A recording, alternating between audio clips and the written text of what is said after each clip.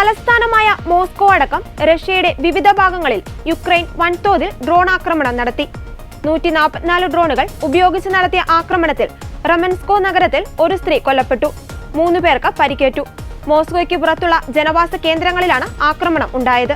Moscow നഗരത്തിന് പുറത്തുള്ള 3 വിമാനത്താവളങ്ങൾ അടച്ചിട്ടു. 50 വിമാനങ്ങൾ തിരിച്ചുവിട്ടു. യുദ്ധം ആരംഭിച്ച 2.5 വർഷത്തിനുള്ളിൽ യുക്രൈൻ നടത്തിയ ഏറ്റവും കനത്ത ആക്രമണവും ഈ മാസം നടത്തിയ രണ്ടാമത്തെ വലിയ ആക്രമണവുമാണിത്.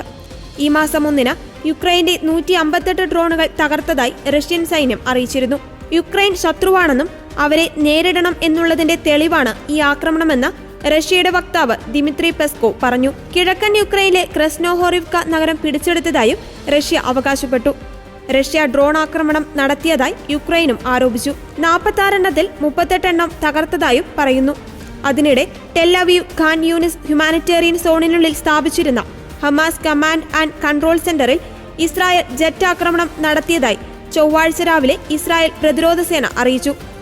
സൈന്യം പറയുന്നതനുസരിച്ച് ഇസ്രായേൽ സൈനികർക്കും സാധാരണക്കാർക്കുമെതിരെ ഭീകര ആക്രമണങ്ങൾ ആസൂത്രണം ചെയ്യുകയും നടപ്പിലാക്കുകയും ചെയ്യുന്ന മനുഷ്യവാസ മേഖലയിൽ സ്ഥാപിച്ചിരുന്ന ഹമാസിന്റെ പ്രധാനപ്പെട്ട കമാൻഡ് ആൻഡ് കൺട്രോൾ സെന്റർ ലക്ഷ്യമിട്ടായിരുന്നു ആക്രമണം.